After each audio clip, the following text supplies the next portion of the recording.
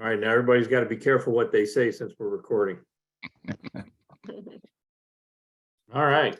Well, I've got 10:31. We'll have some more people join us, but I want to welcome everybody to the Indiana and Kentucky MBA virtual secondary marketing webinar here today. And with that, we've got a great presentation that's planned on from Optimal Blue. And I want to introduce, first of all, our facilitators for this, Mr. Dave Getty from First Financial Bank and Greg Duggar from Forum Credit Union. Good morning. Yep. Good morning. And so with that, Dave, you want to take over and introduce our speaker today?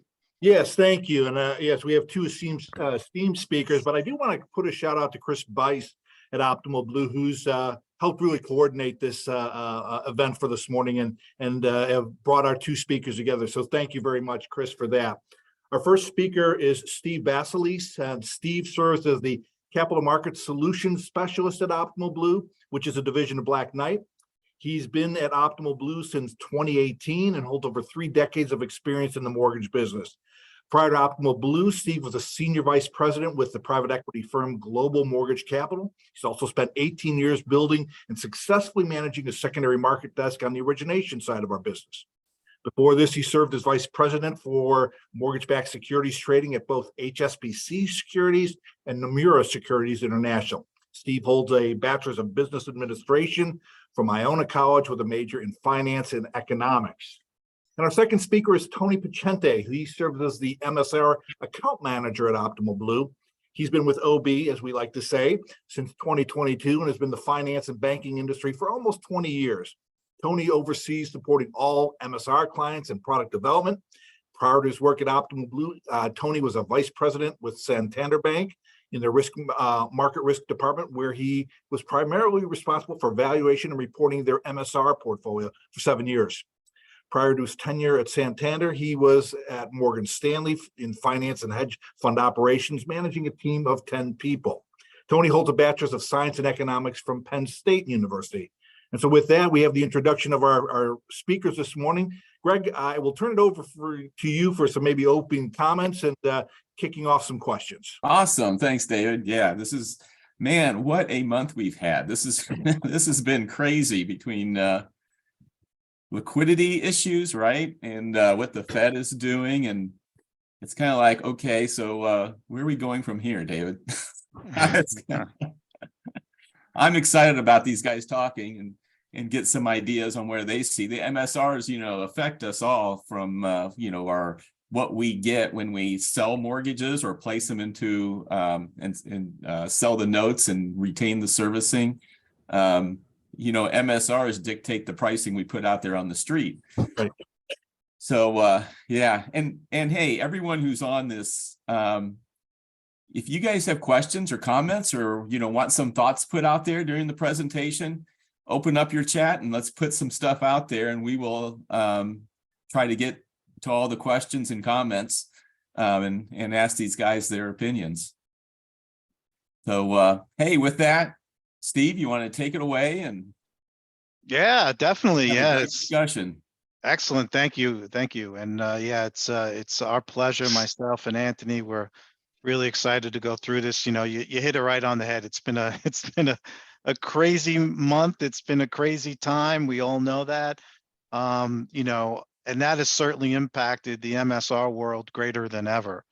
The MSR world was kind of a sleepy thing for many years, but certainly came front and center, certainly around the COVID time. But those who certainly know the asset know it well. But a lot of folks that didn't necessarily focus on the asset got themselves involved in it, during COVID. So it's a great topic. The market volatility feeds right into it. So I'm really happy to join you again. My name is Steve Basilis. I'm a capital market solution specialist at Optimal Blue. We have Anthony Picante, who's been here also, been here for a couple of years now and has a vast amount of experience in MSR. So we're happy to have this conversation. And like we talked to the folks prior to the call, let's kind of make this what I like to call a little bit of a fireside chat. Yeah. So where we could kind of talk and get something out of this, and really hope to leave you guys with a better understanding of the product and of the asset. So that's our handsome pictures right there, which you see us right now. A couple of just agenda items. We do have a pretty broad agenda here. We're hoping to tackle all this today, but what we want to talk about is a market update on the MSR world and the impact that does have on the servicing. Kind of getting into a little bit of like a MSR 101, like defining the MSR asset, talking about the different valuations that you could do for the MSR asset, some generic assumptions that come into play when valuing that asset, and maybe a little bit deeper dive in some other aspects as well. I'm sorry, there's someone that's Swana, I think it is. If you could put yourself on mute until you have a question. Excellent. Thank you very much. Yeah, we're getting some background talking. If we could all put ourselves on mute, that'd be great. Yeah, thank you.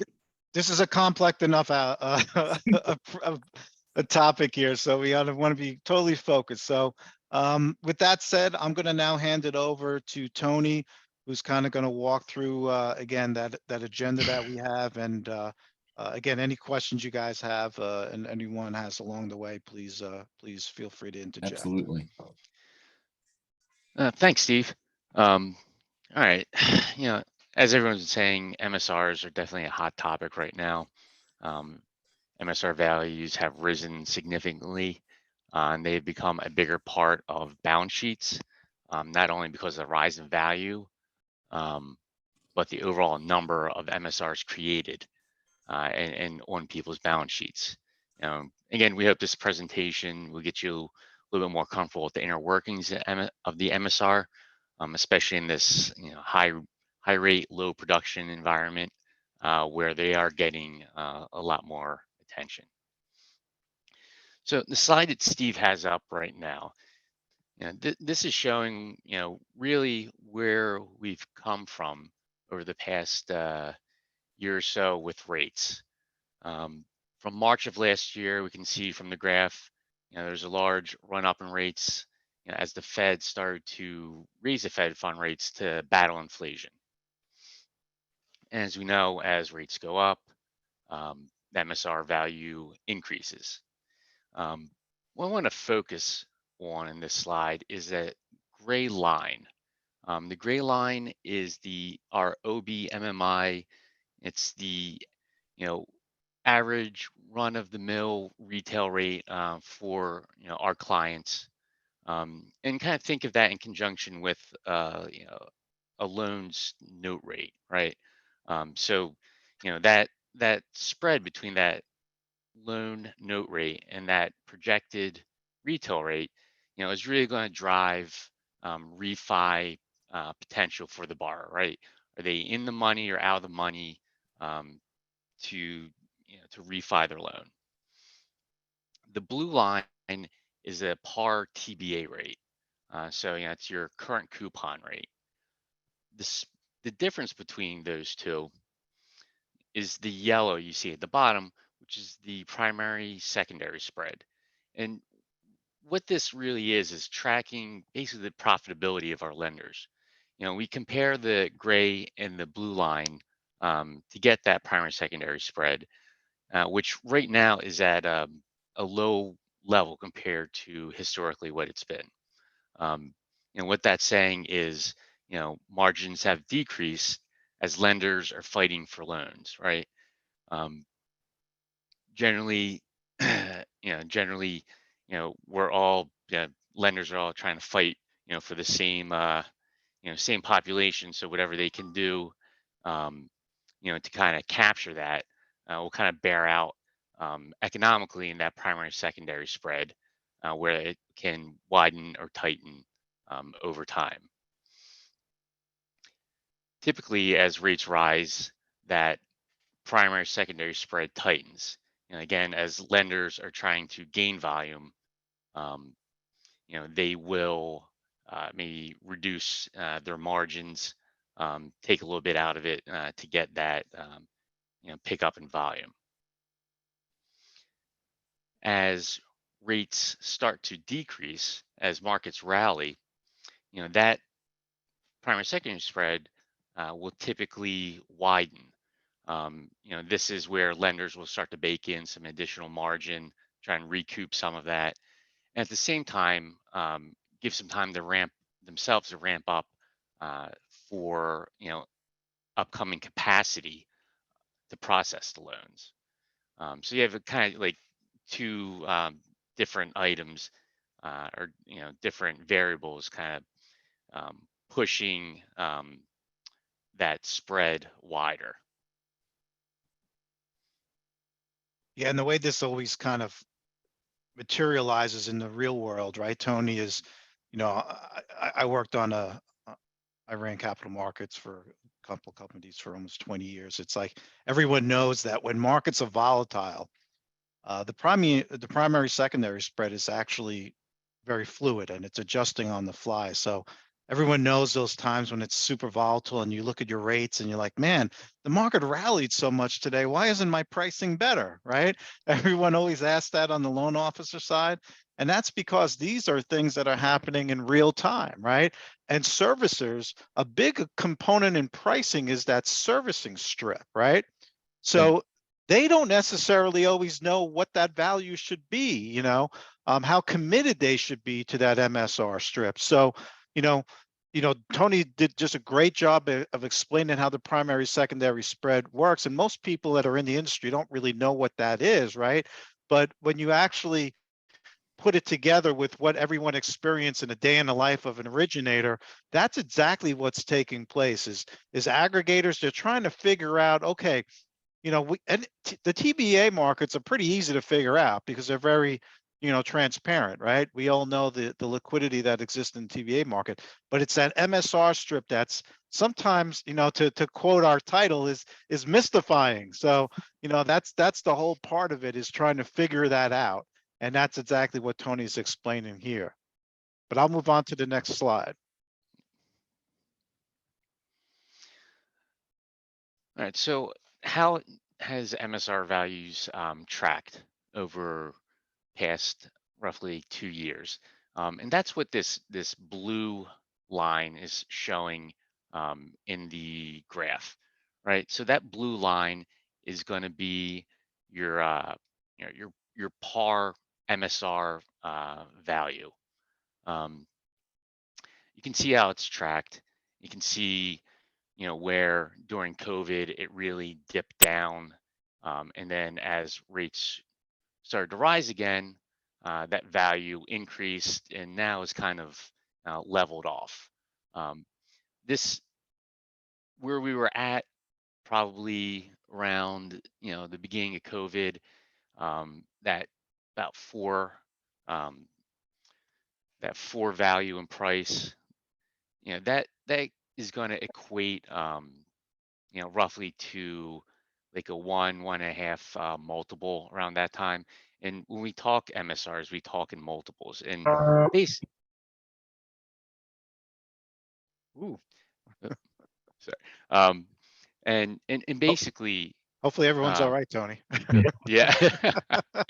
um, Was that a market adjustment while you were speaking? yeah, I think it might have been. Someone did not like what happened in the market right then. So when we talk MSRs, we talk multiples, and what it is, it's the price of the MSR divided by the servicing fee, BIPs. The reason we do that is to be able to equate different loans that may have different servicing fees, kind of to be able to look at them in a similar fashion, value-wise. So, you know, right now we're at about a 4 mult. We had back in May we had touched about like 5 mults, back down to 4. Um, and if you think about the graph we saw previously, we saw that spike in rates and then kind of like leveling back off. You might think, oh, why hasn't the value, the MSR, really like kind of kept up there with that? And what this inherently is saying is, we've come to a point where a lot, especially the more the vintages of loans uh, from that, COVID period, the borrower is so far out of the money in those vintages, which make up a big population of the loans, that, we've effectively floored our CPR, right? If someone is sitting at like a 3% note rate, and rates are, 6.5 right now, and they go up to 7.5, you know, is it really any less incentive not to refi, right? So we've kind of got to a floor with prepayment speeds, with keeping at this high level of rates for this amount of time. Yeah, the thing that I love about this graph, where I just kind of laugh a little bit too, Tony, is it's just, we all know that what's gone on in the mortgage business over the last 3 years, and it's just amazing to me how where we were before COVID and where we are today, it's basically unchanged, right? But it's but what's happened in between is really the amazing story about this, and that, the aggressive moves in strategy over the last 3 years is what also has prompted the FHFA to come out with this bulletin around the same time they talked about the LLPA adjusters, which got all the attention, right? And I don't know if that was intentional, but we could leave that conspiracy theory for another day. But what they also did is they released a bulletin reminding everyone that has this MSR asset on the books that they should do frequent valuations, and that the agencies were going to be looking for a trusted third party to be doing this. Because historically speaking, some companies may only do it have done it semi-annually, and I think the message is that's simply not enough. Doing it on a monthly basis, and a little shameless plug, we do have services that could do that for you guys. So keep that in mind. But the important factor is the MSR asset has really been adding to the health of a lot of folks' balance sheets, given the difficult origination side of the business in 2022. The run up in the MSR asset is really, in many ways, have shown the profitability of the company and offsetting the losses on the origination side. So, Steve, one of the things that I've seen, I guess in the past, when you talk about these MSR values and the number, whether they're 4 times or 5 times or generally when we start seeing rates go down, it seems like the aggregators get really competitive on these MSRs. I guess, trying to replenish maybe runoff. Sure. And starts making it really hard to justify putting MSRs in your, if you're a servicer, hanging on to those MSRs when you start talking, greater than 5 or 6 times, what the value is. Yeah, listen, I sold loans for almost 20 years, primarily to aggregators, and always with the backstop of the agencies. But the aggregators always are keeping it interesting, and you're 100% right. There are times where the economics of retaining it don't necessarily make sense. I mean, listen, if you're a credit union, if you're a bank where maintaining that borrower throughout the life of the loan is your agenda, then it doesn't necessarily matter. There are many of our clients on the banks and credit union side that don't even look at aggregator pricing. But yes, if you're best Xing between aggregator pricing, co-issue pricing, and agency pricing, that kind of speaks to what we're talking about, which is having that dialed in, refined MSR valuation is more important than ever, because you're making those decisions in some cases based upon a few basis points. So it's important for you to have that into your front end pricing, having it into your hedge, having it into your best X, so that when you are making that decision of whether or not I should let that loan go over to, PennyMac or whomever. I was going to say Chase, but I got to stop saying that. I've been saying, Yeah. I'm sorry, I was going to say Wells, but I've been saying that word for 25 years.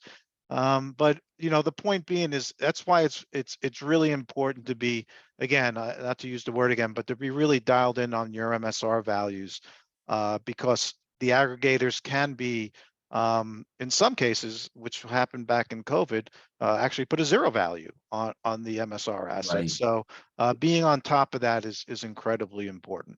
Well, and that dictates your price on the street too, right? I mean, if they It start all getting works together. aggressive on those, all of a sudden you may find that your team is out of the rates on the street if you don't go along with it. 100% correct. And listen, we all know the competitive landscape out there, that every basis point matters. Some people may think, oh, 5 basis points doesn't make a difference. And we got a slide that's, a little bit later on about just about taking recapture, and putting that into your front end pricing. So, where I see the greatest efficiencies in an originator, whether it be a bank, credit union, or IMB, is really recognizing your execution down to the basis point, which also is inclusive of the MSR asset, and being able to put that into your front end pricing. So there's not these big surprises along the way from origination all the way to the point where you capitalize the asset, and then you're doing your valuations on that side. So all those things come into play, which again is so important to be on top of your MSR asset, which again traditionally was not as frequent, but being on top of it on a more regular basis, especially in volatile times, is incredibly important. Yeah. Steve, can I Very ask good question. ask a question? I'm sorry, with regards to kind of the balance sheet aspect of this, and you kind of showed in this previous slide that the MSR valuation really kind of at historical highs right now. Maybe around the four, maybe 4+ multiple. If we think that we're kind of, and that's I don't know if that's a correct assumption, but if we are at the high end of where servicing values are on the balance sheet, what risk do lenders have of maybe keeping that at a high value? And is there any wisdom to maybe keeping it on the books in times of stress like we had during the COVID period, where we're probably writing down the value of that asset significantly? It looks like more than 50-60% in some instances. Yeah, and Tony can answer this well, because he's actually spearheading a lot of these initiatives for Optimal Blue. Is we've had a lot of conversations and brought on some pretty decent size servicers and engaged in hedging the MSR, because exactly to your point is that, again, we had this run up in the asset, and listen, I don't have a crystal ball. Is this the peak of the value of the asset? Many people think so, but there's been so many more conversations around, okay, how do I preserve that run up? And the way you do that is through hedging the asset, which again, I'll let Tony speak to that. Thanks, Steve. Yeah, correct. We have this large drop in value, and people are definitely eager to lock in those values if you hadn't been hedging previously. Bigger banks would probably have already been hedging, especially anyone coming under regulatory scrutiny. OCC really loves to know that you have a solid hedging program around your MSR asset. Kind of going back to the bulletin that Steve talked about, the asset, as you can see, can be pretty volatile. And the more frequent you're valuing the asset, the more you have a sense of the current market conditions, how they're impacting the MSR. If you're only valuing it on a monthly basis or quarterly basis, there's so much that has transpired in between those times, you don't have a real sense for it. So, I think a motivating factor, another motivating factor of that bulletin is with the big, rise in value and how volatile the MSR can be. I think regulators just want to make sure that people have a good concept of what that looks like for the risk of their company. So, you know, when you have it on the balance sheet, and it is a bigger part of your balance sheet, you definitely want to think about hedging. If you have $1 billion MSR portfolio, may not be hedging it at that point, even with the run up in value. You start to get to the 5 billion range, then you're probably doing some shadow hedging, maybe look at and say, what would I use to hedge? How would that look like? When you get to that 5 to 10 billion in UPB of MSR, then typically clients are hedging. and they want to, just mitigate any of the risks from the MSR that they can. And primarily, the risks that they're trying to mitigate is the rate risks. I mean, there's other risks that go along with it that are a little bit uncontrollable. Um, you know, tweaking model assumptions, you can't hedge that. Um, you know, some like changing of credit scores for borrowers, you can't really hedge that necessarily. So you're really looking to hedge the rate risk in the MSR, which is um, most of the driver of value anyway in the MSR. And a lot of people are using a mix of TBAs, error swap futures, just plain vanilla swaps, treasury options to you know dial in that hedge and looking at the different drivers of pure interest rate risk versus basis risk with with TBAs um, to kind of counteract any mortgage basis widening or tightening. We've seen in the market MBS underperforming pure rate instruments. You know, basically as the Fed is had started tailing back the purchases of MBS, they're kind of looked at as a little riskier assets at that point.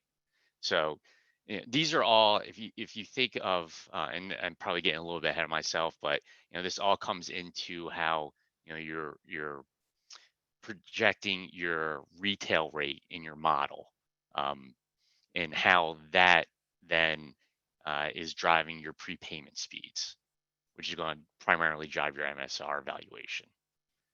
Getting a little ahead of myself with that, but we have some slides later on that we can dive into for it. Yeah, and this slide here, just so we could, because we do have this ambitious agenda, is this slide really kind of speaks to what folks are doing out there. And listen, Optimal Blue is the biggest hedge advisor in the space. So when we provide graphs like this, we have a significant sample size to look at. So I'd like to think that what we're providing you all today is a really strong indication of the market. And this kind of breaks down the small, medium, large, and super large lenders and the percentage that they're retaining. Because a lot of folks, I know when I sat in the seat, what are other people doing? And unfortunately, when you call people, they tend to lie to you. So the reality is being able to see this, you could see such a weird dynamic here, in that the movement from a small lender or super large lender, you could see that their percentage of retain has gone down, while the smaller lender has kind of gone up. And I think that is an interesting dynamic in this. And I think part of it is because I've been at a small lender, I've been at bigger lenders. Small lenders, when they make that decision to start retaining, they start underwriting to Fannie Freddie guidelines, right? They go from selling to 10, 15, even 20 aggregators, which is just a huge way down on the operations to know all the nuances and the overlays of all those aggregators, right? So I think the smaller IMB is almost inclined to stick with that because it really impacts the entire operations. Of course, cash is king here at the end, and I think that also kind of shows a little bit of the super large lender in diminishing their holdings of the MSR asset, as well. And a big part of this too is, are they refinanceable, with the higher interest rates? So an interesting dynamic here on this graph, but just thought maybe let's kind of move into the MSR 101 and hand it back to Tony to kind of go through kind of some of the basics, if you will, of what the MSR asset is. Sounds good. Thanks for keeping me honest, Steve. And if I start getting wordy, just kick that slide or kick that slide forward. All right. So what is an MSR?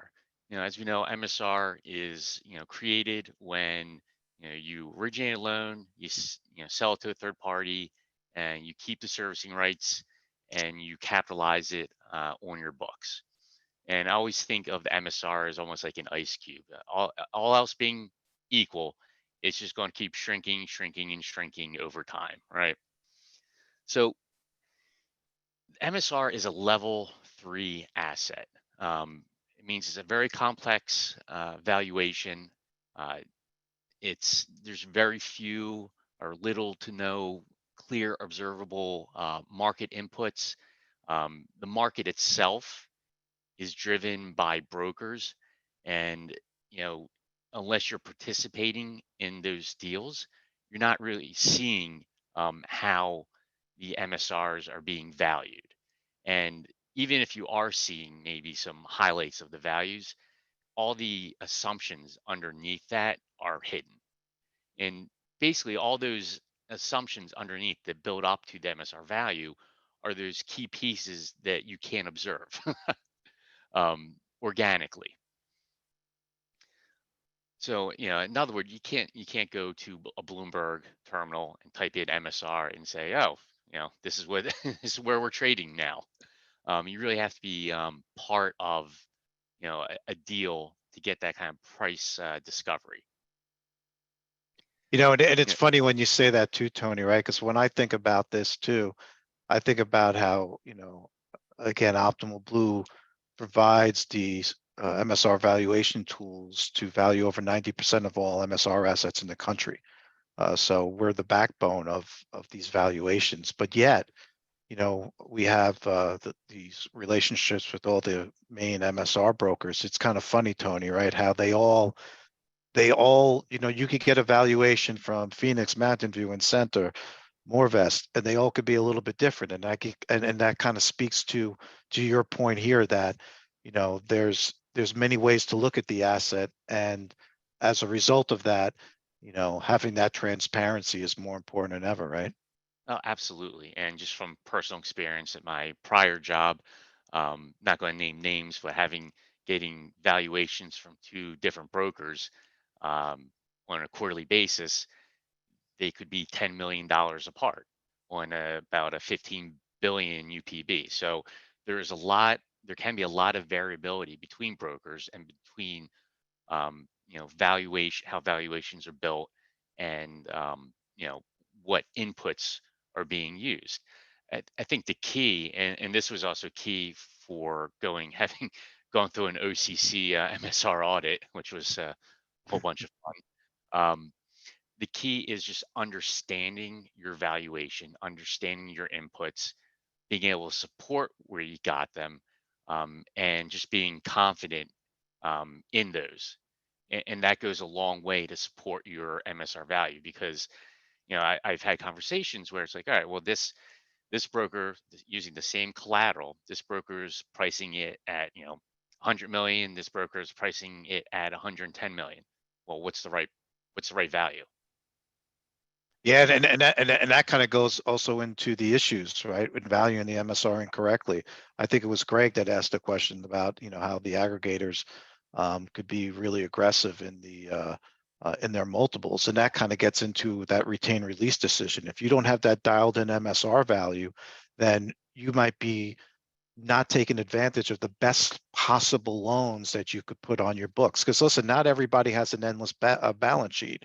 A lot of IMBs out there, you know, they only have a certain amount of cash that they could invest in their MSR. So if that's the case, you want to take the best possible loans that you could put on your books. And in some cases, they could be done at no cost, at minimal cost, but being able to recognize that and having that when making your retain release decision is incredibly important. And that Well, also the other side of that, Steve, is we've witnessed companies go out of business because they've misevaluated their MSRs. And if there is a tremendous runoff, they're done, right? I mean, yeah, it's no joke. I mean, and again, it kind of speaks to everything Tony has said about, you know, you can't just go on a Bloomberg. You can't just, it's not that easy.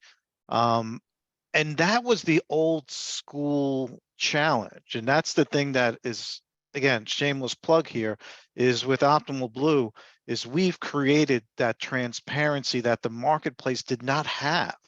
You know, so, you know, it's like, you know, you can no longer sit here and be vulnerable to the MSR valuations, because there's tools out there that allow folks to do it on a more frequent basis. And like Tony said, not just get the valuation, but understand the assumptions behind it and be able to speak to it. Because when you are getting audited by, someone that you don't want to be audited by, you can't just dial up your MSR broker and say, hey, can you explain this valuation? No, there has to be somebody in-house that could speak to it, understand it, and really be able to justify those valuations. All right, well, let's move on to Tony, the different types, and this is interesting too, because you get into the valuations, but there's 3 different valuations that folks look at. So Tony, you could explain all these different valuations to the group, that'd be great. Yeah, exactly. And it kind of plays into what we were just talking about knowing your valuation and, you know, and understanding it and, in trying to have an idea what the market's doing. So we have 3 different main types of valuation. We have fair value, we have market, and economic. I'm going to start at the bottom, at the economic, and work our way up. Uh, so economic value is what is the value of the MSR to your company, right? So you have, let's say, a servicing department. It costs you X to run that servicing department. That is an input into the MSR model. Your costs for servicing. You may have additional costs for delinquencies. Um, you know that would all go into assumptions for your true economic value owning that MSR. You also have float income. Like what do you earn on your return on economic capital, or what's your financing rates that you can get, you know, and then on top of that, what's your internal rate of return? What's the return you need to make it worth holding that asset? So that's the economic view of the MSR. What is it really worth to you on a basic level? Then we have the market. So the market is again driven by brokers mostly. What what deals are getting done in the market? Where are they getting priced at? Um, you know what's the composition of those deals, right? So you could value your own MSR. If, let's say, you're participating in market deals and getting some price discovery, you could participate and get market insight into the value of your MSR, if you can match up that same type of collateral, right? You're looking in the market and seeing what deals are getting done, and maybe getting done at collateral at certain collateral cohorts that may not match up to your own collateral. So it's really kind of hard to use the market based approach where you're basically taking a price discovery and marking your MSRs to that.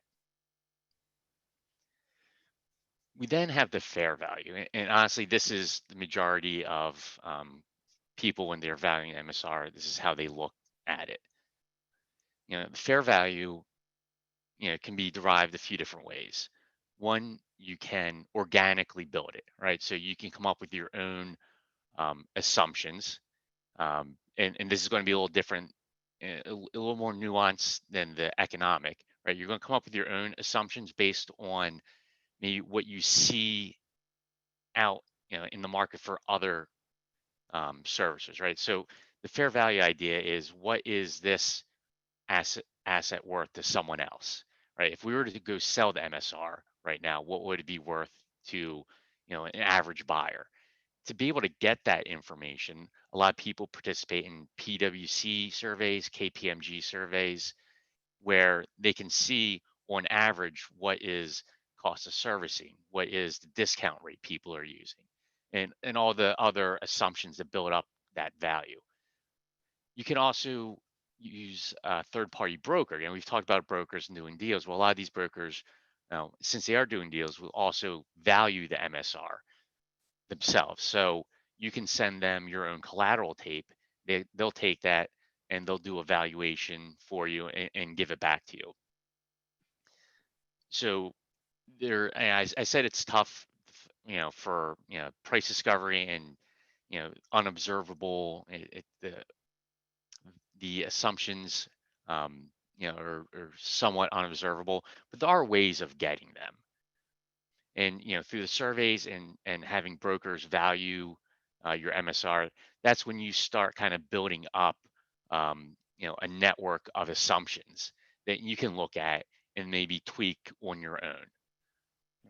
So you can, again, organically build that, or you can just have a broker give you a valuation on a monthly or quarterly basis.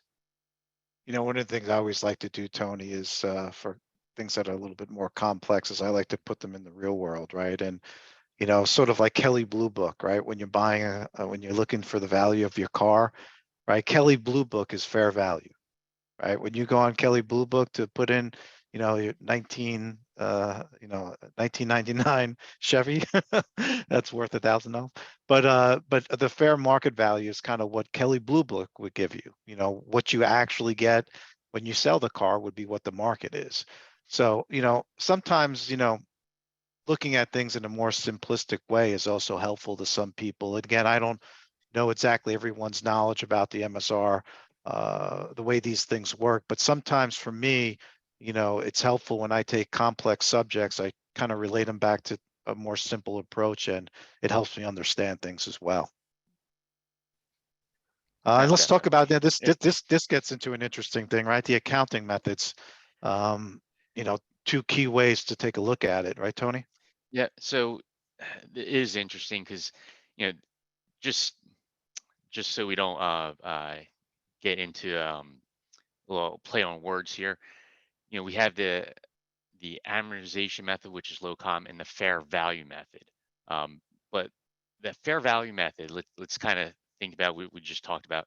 We have the fair value approach for valuing the MSR, and then we have a fair value method for the accounting.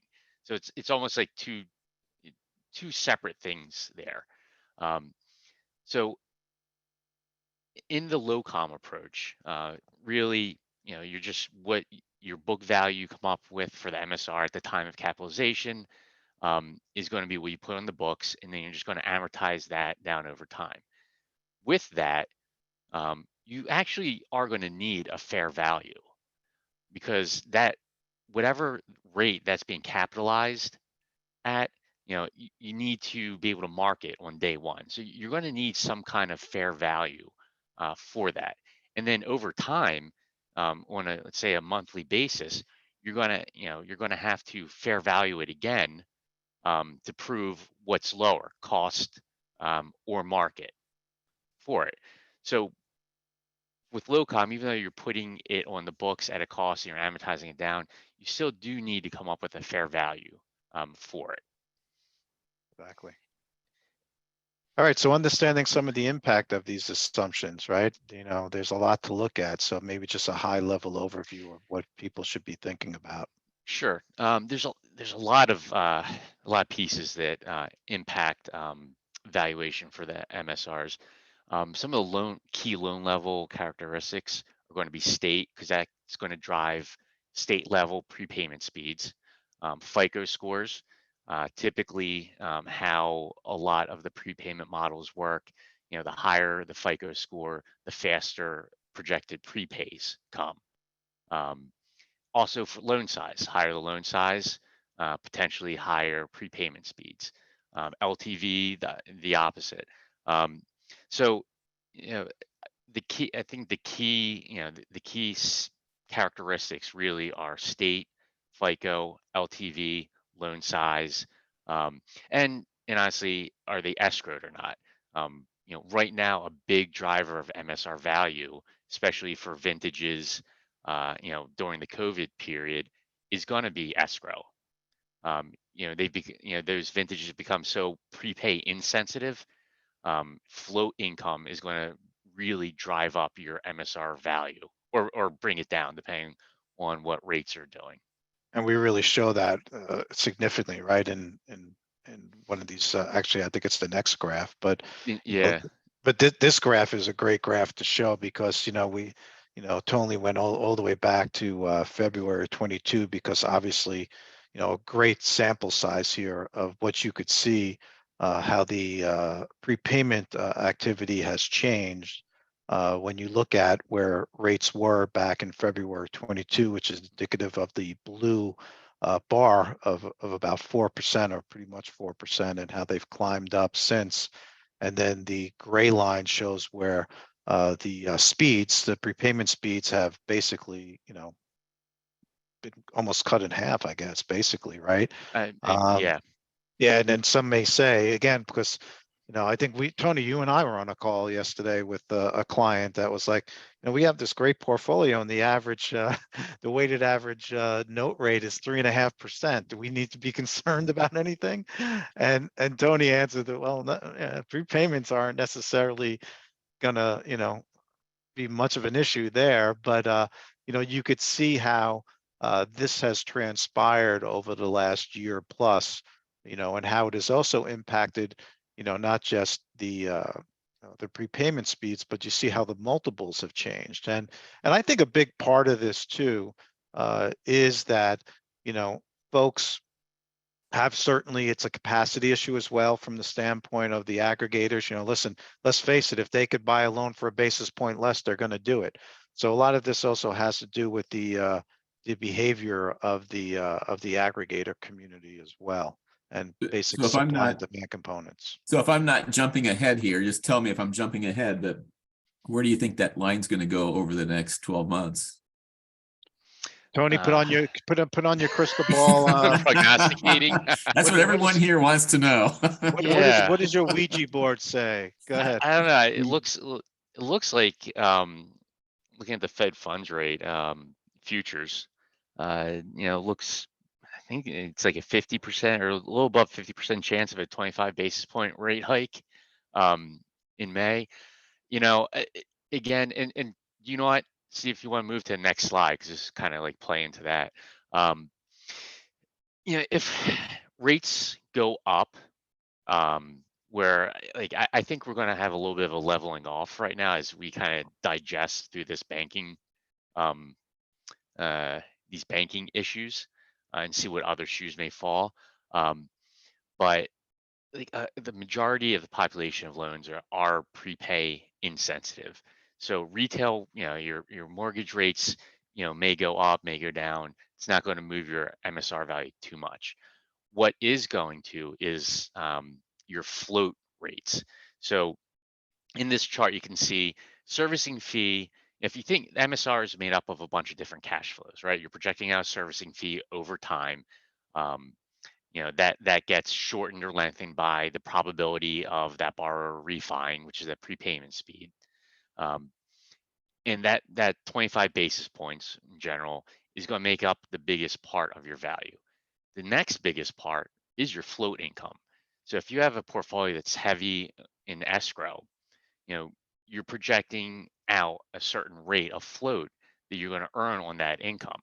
And as the MSR becomes insensitive to prepayment speeds, it still can become is still very sensitive to earnings on float. So if they're typically, a lot of brokers use like the 5-year swap rate as the benchmark for float income. Some use maybe 1-month LIBOR forward rate, which kind of gets you somewhat close to that 5-year swap rate anyway. So that has become a big piece of the MSR value puzzle, as we've had that run up in rates, and this sensitivity has shifted to that. A year ago, that 21% you're seeing in the float, the T&I's tax and insurance float, that was 8% a year ago. Mm-hmm. So it's really like the interest rates right now. The swap rates are really pushing up the MSR value. So you could think like on a day-to-day basis, let's say swap rates move up 10 basis points, but mortgages, rally, and the mortgage basis may tighten. You could say like, oh, I thought I was going to gain more income, or I think I was lose a little bit more just because, let's say mortgage base is tightened, but since you're more prepay insensitive, you actually may be surprised at how much you would gain in that scenario. That's a good That point. So while the loans themselves might not be as vulnerable to interest rate moves as much as in the past, of course, the key factor here is this 21% and how, a shift in the curve could have a great impact on that 21%. And that's a great observation, Tony, right? We went yeah, from 8% to 21%. So that kind of speaks to potentially, if you have an opinion of as far as where rates are going in the future, that's going to have a great impact, supply and demand aside, that's going to have a great impact on the value of the MSR asset, right? Yeah, and we're really, now we're really talking about like the modeling of the MSR and the modeled values we're coming up with. And just in general, the modeled values can, trade behind, where deals are getting done by 10 to 15 basis points. Um, you know, People that are buying the MSRs kind of want to see, whatever prepayment speeds are in let's say in a dropping rate environment. As rates are falling, prepayment speeds may increase. They're not gonna they're not gonna pay for that change until they really see something like that stick. Yep, Um, makes sense. a better example would be actually what we were just in, where the rates were rising, um, and prepayment speeds projected were slowing down significantly. Until buyers see that play out in the actuals long enough, they're not going to pay a premium for that slower prepayment speeds, which also is why, in one of the prior slides, you're seeing like the MSR valuation kind of leveling off. Um, you know, Buyers are like, okay, the rates aren't going to go, prepayment's not going to go any slower really, or we don't think it's going to go any slower. We have a floor on it. And this is about where we're willing to pay, period, no matter how Yeah. much rates go up. And let's the other side of the component, that's the positive side of an Yeah. MSR asset, and obviously there's a cost associated with the MSR asset that has a huge factor in its valuation. So maybe speak to some of Yeah. these other sides of the ledger, if you will. Yeah. So Tony and Steve, if I could interject, Sure. we had marketed this. By the way, this is great. I'm learning a lot of stuff, and I'm not even in the loan business. But we had marketed this to end at 11:30. If you go beyond a little bit, I'm sure that's fine. But we may start losing some people here shortly. Yeah. Yep. Yeah. No, I appreciate it. Yeah, we'll move it along. Yeah. So biggest piece of your costs right now in this market is going to be your servicing, your base servicing costs. Um, uh, on average, people are modeling around $60, $70 per loan annually for conventional servicing. It's going to increase for Govy loans, but typically, on a conventional basis, it's around that rate. One thing to kind of like highlight in this is delinquencies right now are pretty low, very low historic levels. Knock on wood. So yeah, so what does that mean? They only have one way to go, up, and the portfolio, MSR portfolio is pretty sensitive to delinquencies, right? So as delinquencies rise, costs for those loans rise. So servicing costs will rise. So the $60 for base servicing that I just talked about, for a 30-day delinquent loan, people are using assumptions at like $300 per loan. At 60 days delinquent, that may go up to $500-$600 per loan. So there's this exponential increase in costs as your delinquencies start to rise, and that can really weigh on the value of the MSR. Yeah, no doubt. Well, let's jump on this one. This one is just the MSR valuation. I kind of talked about this earlier, and this real quick on this side of the graph here, you see, this is how a lot of the more, sophisticated lenders are operating. You know, they're taking that recapture. And when sometimes I know I know everyone on this call is like, man, why is someone beating me so much on price? Well, it could be because they're taking every basis point that they possibly can and putting it into their front end pricing. Sometimes front end pricing doesn't have everything that it should. And a prime example of this is how, you know, when you have an MSR portfolio, and if you do a pretty strong job at recapture, you know, that provides, you know, pretty lucrative income. And many, again, of the more aggressive lenders out there will pass that into pricing. So you could see here an example, if you have no recapture and you don't focus on it, as opposed to having 25% recapture, how a difference in your price could be 14 basis points. Now, without getting much more into this, you know, there's some really big lenders out there that you probably all know on this call. Some of them might be close to where you guys live that are super, super aggressive on recapture. You know, we've seen some folks greater than 50%. So when that happens, you could have a pretty good amount of juice in your front end pricing. You know, why don't we And- move forward through this one, Tony? Because I think we're going to be short on time. Sure. I want to talk through just talking with through this one here real quick. It's like, how does the service and valuation fit into daily life?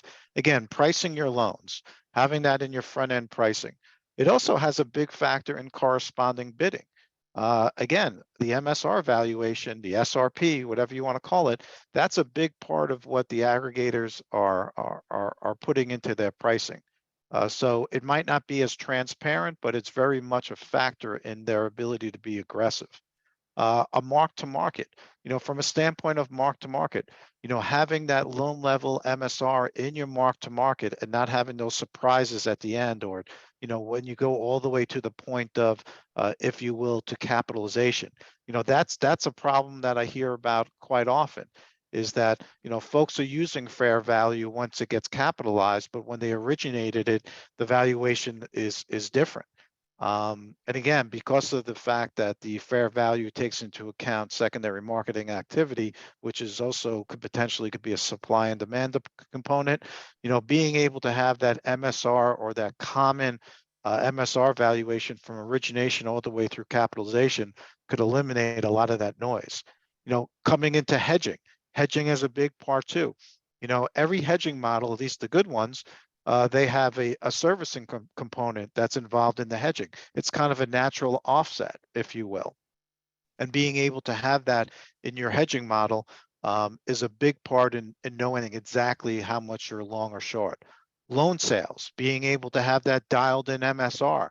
Again, like I said a little bit earlier, not everybody has an abundant amount of cash laying around. You want to be able to know exactly what that MSR is worth to your company based upon the variables and the cost structure that you have. And of course, going all the way, like I said, to portfolio valuation, where you're being able to actually recognize or having that capitalized and not being left with any surprises in that valuation. Because the last thing you want is to have a write down, right? You want to put that asset on the books at, let's just say, a 4 multiple. The last thing you want is to get a 3.5, 3 3/4 multiple to where there might potentially be a write down in your books. And lastly, this is a very last slide, and I think we just get in here. This is just some of the, this is just a little bit of gratuitous stuff from our side, Optimal Blue. We have products that address all these things that we just talked about. From the entry level, we kind of have a stair step approach to where you kind of have an overview of your servicing valuations, kind of like, you know, basic valuation numbers. Then we have what we call a loan level pipeline, which is what I just mentioned about having that into your hedge, having loan level portfolio, real time MSR portfolio valuations, and then the biggest one of all is what we call is our MSR Pro model, which, like I said earlier, Optimal Blue systems account for over 90% of all valuations in the country. Well, that's because they're using this system called MSR Pro. I believe it's adequately named. It's really only a system that could be put in, has to be put in the right hands. It is a complex model, but for folks that understand this business, it's a very user friendly in the sense that it controls all the knobs. There's many things that need to be considered in MSR valuation, and we've been doing this for about 15 years. And again, we are the benchmark for all that. And last but not least, we have something called capture, which protects that asset. Sort of what I talked about before with recapture. You know, you want to be able to provide your loan officers with potential leads that are coming through your portfolio, because the last thing you want is a competitor to steal your MSR, your clients, because that MSR value, when that happens, goes to zero. So being able to provide your loan officers with possibilities, obviously not any rate in terms nowadays, but you know, cash out is still something that people look at from a standpoint of refis. But that's all we got, and I think we just hit 1 minute over. I apologize for the quickness at the end. Any last minute questions before we go, or comments from the fine folks that invited us? Well, Oh, I that's want to say awesome. thanks for the presentation, and Chris, thanks for getting this coordinated. Boy, a lot of information. One of the questions that I had is if anybody was interested in the PowerPoint, is that something that's proprietary? You can't share it, or is it something that we could share? Well, because you guys are all friends of Chris Bice, we're gonna share it with you. But that's That'd be awesome. that's Yeah. not a problem. But please, you know, our contact information will be on that. So any questions that you have, please contact myself, Tony, Chris. We're happy to get a more personalized relationship with all the folks that are on the call today. Awesome. Well, if I could just make one comment, and then I'll leave it up to Greg and Dave. Put on your calendars, the next secondary marketing virtual meeting is going to be coming up Thursday, May 25th, just before the Indy 500, I believe. But Thursday, May 25th. We were also going to have Optimal Blue they're going to be participating in our state convention in Indiana come June 19th and 20th. They're going to be part of a technology panel. So if you found this interesting, you got to be there to hear more at that point in time. And then for those of you that might be interested, our next compliance virtual meeting is coming up Thursday, April 27th. So with that, I will shut up and turn it over to Greg and Dave for some final comments. Awesome, guys. Thanks. Yeah, a lot of good information and how it applies to us on the street. Yeah, it's wonderful information. And again, for those of you that had the benefit of listening to this presentation, it's a lot to take away. And I'll look at this presentation again, because I just think there was so much good information that you can take away. So we're very pleased with our presenters today. And yeah, if you get an opportunity at the convention, go visit that Optimal Blue booth. Yep. All right. Well, thank you, everybody. Enjoy the rest of your day. Have a good So long, day. Thank you Very all. much. Bye-bye.